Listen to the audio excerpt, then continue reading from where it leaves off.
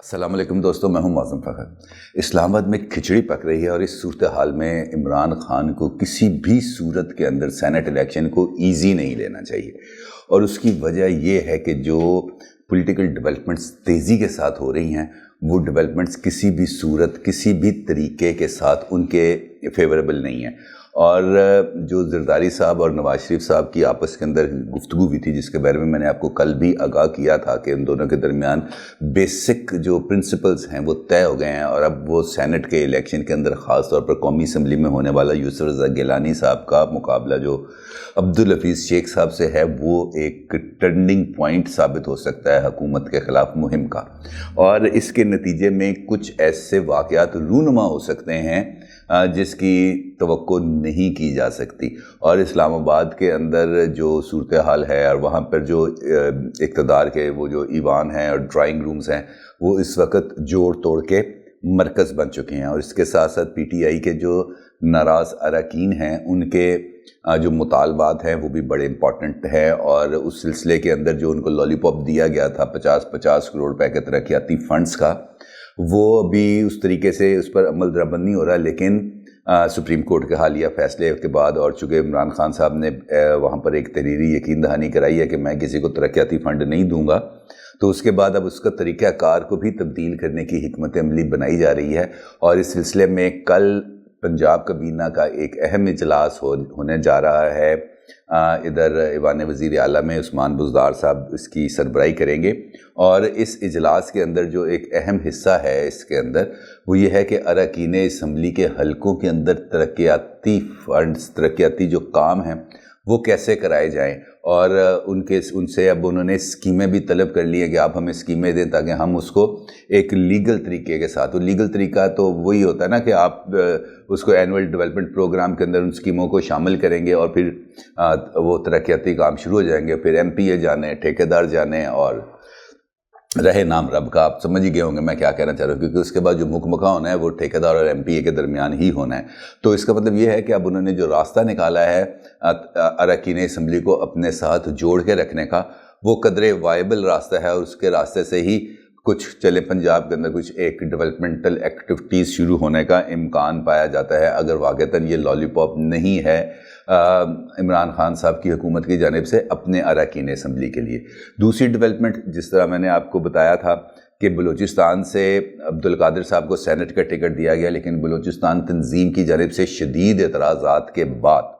عبدالقادر صاحب سے وہ ٹکٹ واپس لے لیا گیا ہے، اور پی ٹی آئی کے ایک کارکن ہیں آغا ظہور صاحب، ظہور آغا صاحب شاید ان کا نام، تو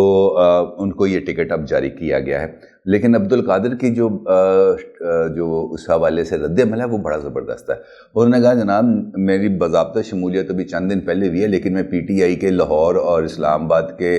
جلسوں کے اندر شریک رہا ہوں، اور میں نے پی ٹی آئی کی جو کاروائیاں ہیں، پی ٹی آئی کی جو موومنٹس تھیں اور جو دھرنے اور جلسے تھے، اس کے اندر میں نے اچھی خاصی اپنا رول پلے کیا۔ رول پلے کرنے کا مطلب آپ کو پتہ ہے کہ ان کا یہ جتا رہے تھے کہ میں نے اچھی خاصی انویسٹمنٹ بھی کی ہے پی ٹی آئی کے اوپر، اور اس انویسٹمنٹ کے اگینسٹ ہی مجھے ٹکٹ ملا تھا، تو اب وہ انہوں نے واپس لے لیا، تو ان کی مرضی ہے، میں تو ساتھ ہی رہوں گا یہ، لیکن اب ان کو کسی اور طریقے سے اکاموڈیٹ کیا جائے گا۔ بیسیکلی آپ کو پتہ ہے وہ کانٹریکٹر ہیں، اب ان کو ٹھیکے مل جائیں گے، ان کا جو ہے نقصان وہ پورا ہو جائے گا۔ اب آتے ہیں کھچڑی کی طرف۔ دیکھیں جو صورتحال اس وقت ڈیولپ ہو رہی ہے، اس کے اندر جو دو سیاسی شخصیات ہیں پاکستان کی، وہ آصف علی زرداری اور نواز شریف، ان دونوں کے ساتھ کچھ ایسے رابطے اور راز و نیاز ہو چکے ہیں جس کے نتیجے میں ان کو اس بات کی 100% یقین ہے کہ یہ ہماری موومنٹ کسی نہ کسی طریقے سے کامیاب ہو جائے گی۔ اور آپ کو معلوم ہے کہ 26 مارچ کو لانگ مارچ کا اعلان ہو چکا ہے، اور 3 مارچ کو سینٹ کے الیکشن ہے، یعنی کہ جو بھی اب پولیٹیکل ڈیولپمنٹ ہونی ہے وہ 3 مارچ سے 26 مارچ کے درمیان ہونی ہے۔ یا تو اس کے اندر ان ہاؤس چینج کے لیے نو کانفیڈنس موشن آئے گا اگر یوسف رضا گیلانی جیت گئے، اور اگر یوسف رضا گیلانی ہار جاتے ہیں تو پھر براہ راست لانگ مارچ کا آپشن آئے گا، اور لانگ مارچ کے بعد آپ کو معلوم ہے کہ 13 یا 12 اپریل سے رمضان کا آغاز ہو جائے گا، اور پھر 12 مئی تک رمضان رہے گا۔ تو اس کے بعد آپ کو پتہ ہے پھر بجٹ کا سلسلہ شروع ہو جائے گا۔ تو یہ جو اس سارے عرصے کے دوران جو کچھ ہوگا یہ وہ پولیٹیکل ایکٹیویٹیز ہوں گی. اور عمران خان کو حساس اداروں کی جانب سے ایک رپورٹ بھی دی گئی ہے جس میں ان کو یہ کہا گیا ہے کہ آپ کے 20 سے 25 اراکین اسمبلی اس وقت مشکوک ہیں کیونکہ ان کے رابطے ہیں پیپلز پارٹی کے ساتھ. اچھا، اب اس کے اندر یہ ایک سوال اور پیدا ہوتا ہے کہ اگر ان کے رابطے ہیں اور حکومت کو اس کے بارے میں علم ہے تو حکومت اس سلسلے میں کیا کر رہی ہے. اس پر جو میرا موقف ہے، جو میرا تجزیہ ہے، وہ یہ ہے کہ حکومت اس سارے معاملے کے اندر کچھ نہیں کر سکتی کیونکہ یہ وہ رابطے ہیں جو رابطے پیپلز پارٹی کی خوشی کے ساتھ نہیں ہو رہے. یہ وہ رابطے ہیں جو کسی جانب سے اشارہ ملنے کے بعد کیے جاتے ہیں، اور ہر اسمبلی کے اندر 20-25 اراکین اسمبلی ایسے ہوتے ہیں جو براہ راست اسٹیبلشمنٹ کے نمائندگان کے طور پر مختلف جماعتوں سے منتخب ہو کے آتے ہیں تاکہ وہ اسٹیبلشمنٹ کے پرپزز کو سرو کر سکیں. دوسری صورت کے اندر اگر ایسی صورتحال نہ ڈیولپ ہو تو پھر قومی اسمبلی اور سینٹ کی کارروائی کے اندر تو پھر ہمیں کسی بھی جگہ پر کوئی ایسی ہل جل نظر نہیں آتی. اور جس طریقے سے نواز شریف اور آصف علی زرداری دونوں کی الائنمنٹ ہو چکی ہے، اس سے اس بات کا بھی اندازہ لگانا کسی صورت مشکل نہیں ہے کہ نواز شریف صاحب کو بھی کسی نہ کسی جانب سے ایک ایسی یقین دہانی مل چکی ہے جس کی وجہ سے انہوں نے آصف علی زرداری صاحب کو دوبارہ پی ڈی ایم کی ڈرائیونگ سیٹ دینے کا فیصلہ کر لیا. اور اس ڈرائیونگ سیٹ پر آنے کے بعد جو تبدیلی کے لیے ان ہاؤس چینجز کا جو امکان ہے اس کے بارے میں اب بہت زیادہ فوکس ہو گئی ہے پی ایم ایل این بھی. جے یو آئی کو تو آپ کو پتہ ہی ہے کہ J U I in house change کے لیے تو اتنی زیادہ تیار نہیں ہے، لیکن وہ ہر ایک آپشن کو استعمال کرنے کے لیے رضامند ہے. ان کا بنیادی مقصد یہ ہے کہ ایک ایسا لانگ مارچ کیا جائے جو حکومت کو ہلا کے رکھ دے.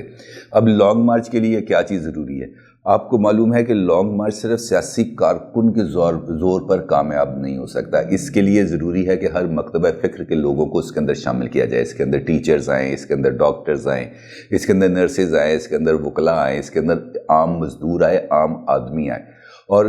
اس کے لیے اب جو فضا ہے وہ بنتی جا رہی ہے. اس کی وجہ یہ ہے کہ 5ویں مرتبہ مسلسل، صرف ایک فیکٹر اگر میں آپ کو بتاؤں تو مسلسل 5ویں مرتبہ پیٹرول کی قیمت کے اندر اضافہ ہونے جا رہا ہے. 15 فروری کو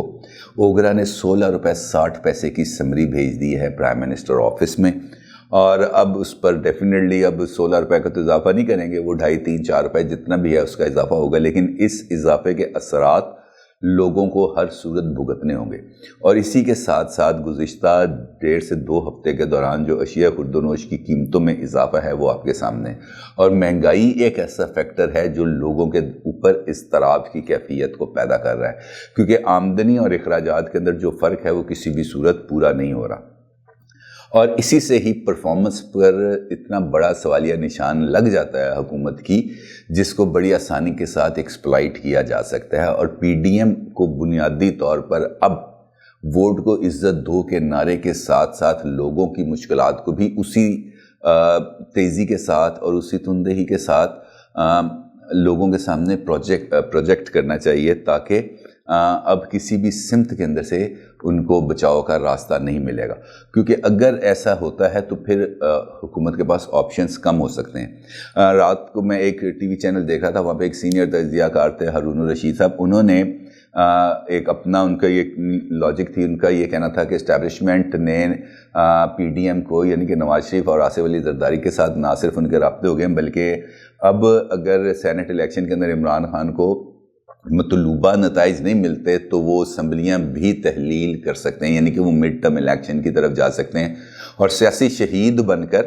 وہ آگے کی طرف بڑھ سکتے ہیں. میرا اس کے اندر اوپینین یہ ہے کہ بے شک ایسا امکان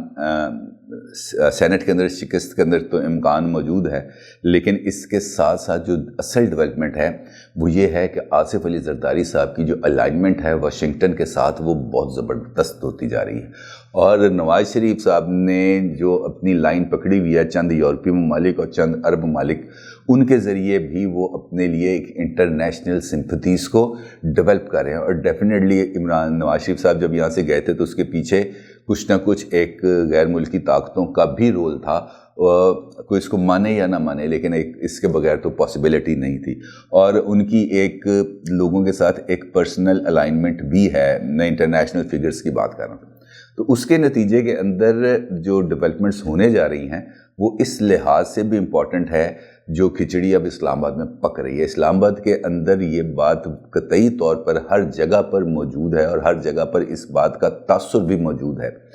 کہ جو ڈیولپمنٹس اس وقت ہو رہی ہیں، جس طرح کی میں نے آپ کو بتایا کہ پی ڈی ایم کی الائنمنٹ ایک دفعہ پھر دوبارہ ہو جانا، پھر ویڈیو لیکس کا سامنے آنا، ویڈیو لیکس کے بعد پھر سپریم کورٹ کا فیصلہ سامنے آنا، پھر قاضی فائزی صاحب والا ایشو کو ڈیولپ ہونا، اور اس کے ساتھ ساتھ یہ جو ناراضگی کا تاثر ہے اسٹیبلشمنٹ اور حکومت کے درمیان، جو مشورے نام ماننے والی بات تھی، میں نے آپ کو خود بتائی تھی، اس کے ساتھ ساتھ چیزیں بہت زیادہ اب کھلتی جا رہی ہیں، اور آنے والے دنوں کے اندر چیزیں اور زیادہ کھلیں گی۔ گزشتہ دنوں میں جو D G I S P R ہیں بابر افتخار صاحب، انہوں نے بھی لاہور کا دورہ کیا، اور لاہور کے دورے کے دوران انہوں نے مختلف اخبارات، مختلف جو ٹی وی چینلز ہیں، ان کے مالکان سے ملاقات کی، اور ڈیفینیٹلی وہ ملاقات چونکہ ان کیمرہ تھی، اس کی کوئی ڈیٹیل نہیں ہے، لیکن ایک بات انڈرسٹوڈ ہے کہ انہوں نے وہاں سے بیٹھ کے ان سے ایک تو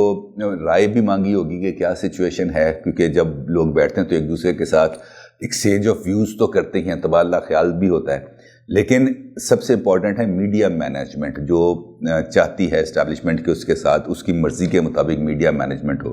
اور اگر ایسی الائنمنٹ ہو جاتی ہے تو اس کا مطلب یہ ہے کہ اسٹیبلشمنٹ بھی کسی نہ کسی لیول پر اب میڈیا کو استعمال کرے گی، چاہے وہ اپوزیشن کی فیور میں ہی کیوں نہ ہو۔ اب دیکھتے ہیں آنے والے دنوں میں اس کے اندر کیا صورتحال ڈیولپ ہوتی ہے۔ اپنی رائے کا ضرور اظہار کیجیے گا۔ آپ کا بہت شکریہ۔ اللہ حافظ۔